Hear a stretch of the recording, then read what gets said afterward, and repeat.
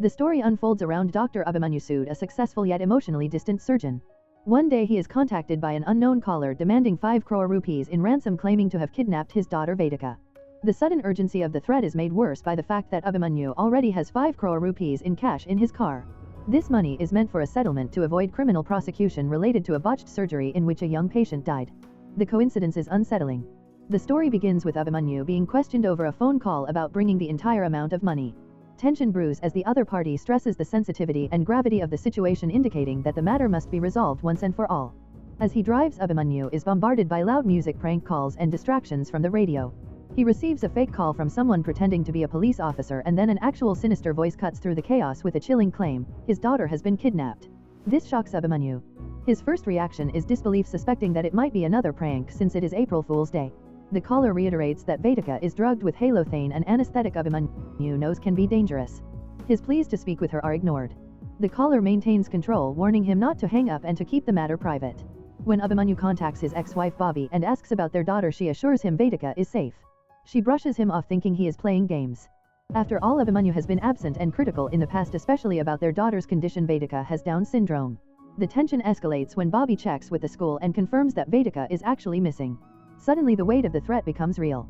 Bobby is furious and hurt. She confronts Abhimanyu, accusing him of emotional neglect and of never truly accepting their daughter. She reminds him of all the cruel things he once said, that Vedica was a burden and that they should have aborted her. Her pain is evident, but in desperation she begs him to pay the ransom. Abhimanyu is torn. The 5 crore rupees in his car is not a casual amount. It is the price of his freedom, meant to settle a lawsuit with the family of a deceased patient. If he gives it away, he might go to jail. But if he refuses, he could lose his daughter forever. He reaches out to others for help, including his current partner, but no one can provide the money. His partner suspects the kidnapping might be part of a conspiracy, perhaps orchestrated by the same family seeking revenge. The coincidences are too many. The stolen phone, the matching ransom amount, and even the mention of halothane, the same anesthetic used in the fatal surgery, point to something deliberate. Abhimanyu's mind races. He is caught between guilt, responsibility, and confusion. He confronts Bobby again, accusing her and a former colleague Prasad of being behind the kidnapping. Bobby denies it vehemently. She accuses Abhimanyu of being paranoid and blinded by guilt. Yet when Abhimanyu finally connects the voice on the phone to Prasad, he begins to piece everything together. Prasad was a trusted figure once close to their family and had access to inside information. Abhimanyu calls out Prasad directly. At first Prasad keeps up the act, reiterating that Vedica is drugged and time is running out. But Abhimanyu no longer plays along. He accuses Prasad of manipulation and betrayal. The confrontation builds until the truth is laid bare: this was never just a kidnapping. It was a carefully plotted act of revenge and extortion built upon Abhimanyu's mistakes and emotional detachment. Throughout the ordeal, the film contrasts Abhimanyu's analytical mind with the raw emotional turmoil around him. His past choices, both personal and professional, have come back to haunt him. He is forced to acknowledge the damage he caused by distancing himself from his daughter and treating her like a problem to be solved rather than a person to be loved. Dr. Sood receives a strange call from someone claiming to help him recover his kidnapped daughter and lost money. The caller urges him to cooperate and share his location. Confused and suspicious, Sood assumes it's a prank. The caller claims to be with Sood's ex-wife and insists that Sood must give them information before speaking with her. They reveal that a man named Gurudutta Prasad is involved. He has a history of mental illness and was dismissed from a school for hiding his condition. The police have issued a lookout notice, but they still need Sood's help. Sood denies having anything to share and tries to laugh it off. The tension rises.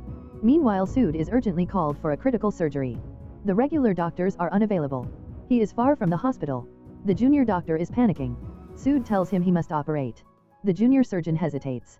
Sood assures him he will guide him over video. The junior doctor tries to protest. Sood forces him to take responsibility, reminding him he is a qualified surgeon. The patient is in critical condition and time is running out. As surgery preparation continues, Sood is contacted by a hospital administrator about a lawsuit. They argue about indemnity insurance. Sood wants financial coverage. The administrator blames Sood's drug history. Sood insists he only took a cocaine-based anesthetic after surgery to calm himself. The administrator warns that the court will not be lenient. Sood becomes angry. The conversation ends with unresolved tension. Sood reveals to a colleague that he saw a video of his daughter Vedica. She was with Prasad and unconscious. He shares a location and says he has limited time to act. His colleague is shocked. Sood admits that despite their troubled relationship, seeing his daughter in that state changed everything. He breaks down. Their phone connection drops again. The junior doctor begins the surgery with Sood instructing remotely. The camera view is limited. Sood tells him to hold the phone properly and begin with a midline abdominal incision. The junior doctor is nervous. Sood calms him down and tells him that fear is normal. He reminds him of his training and walks him through the steps. Meanwhile, Sood is changing a car tire while continuing to guide the surgery. Another call comes in. Prasad says Vedica is having a seizure. Sood instructs him to remain calm and help her breathe. Prasad follows the steps. Sood explains how to manage the seizure. Prasad manages to get Vedica stabilized. Sood reassures him. Back in the operating room, the junior surgeon finds blackened bowel tissue. Sood tells him to remove only the most damaged parts and preserve the dusky but living tissue. The situation escalates. The patient's condition worsens. Bleeding is uncontrolled. The junior doctor panics. Sood helps him locate and clamp the correct blood vessels. He encourages him to continue stitching the bowel. The stitching does not hold. Sood tells him to take deeper stitches. It works. But the heart stops. Sood instructs him to do an emergency cardiac massage. The junior doctor opens the chest and massages the heart. After tense moments, the patient revives. The team closes the chest and completes the surgery. Sood congratulates them. Sood then receives a call from a loan agent offering paperless loans. He jokes and asks for 5 crore rupees. The agent is baffled. Sood laughs it off. Later, Prasad gives Sood the final instructions. He must throw the ransom bag into a tunnel without stopping. Sood pleads for more time. Prasad refuses. Sood panics as the police begin to follow him. He calls Prasad, who reveals he himself alerted the police. He says a man only runs fast when being chased. Prasad demands that Sood lose the police or the deal is off. Sood is confused but obeys. Prasad tells him that if the money doesn't arrive on time, Vedica won't be returned. Sood pleads emotionally. Prasad reminds him that Vedica used to be his favorite student. The deadline is sunset. Sood reaches the tunnel. Tension builds. A song plays as he drives. The instructions are repeated. Drop the bag and do not stop. A kilometer ahead lies Vedica. After dropping the bag, Sood finally speaks to Vedica. She is calm. She says she stole his phone, planned the kidnapping and set the ransom with Prasad's help. Sood is shocked. Vedica says Prasad is more of a father to her than Sood.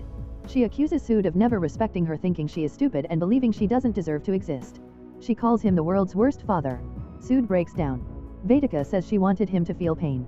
She confesses she never expected it to go this far. She says now he can tell everyone that his daughter is truly crazy. She repeats words he said about her in the past, words that hurt deeply. He admits his faults. He says he never should have judged her or made her feel unwanted. Sood apologizes. He promises never to leave her alone again. He says he loves her. She says she loves him too. The call disconnects. Sood panics and shouts her name. Vedica replies. She reassures him. She says even if he were not smart, he would still be her father. If you enjoy watching this video, then subscribe to Angel Recaps for the latest movies explanation.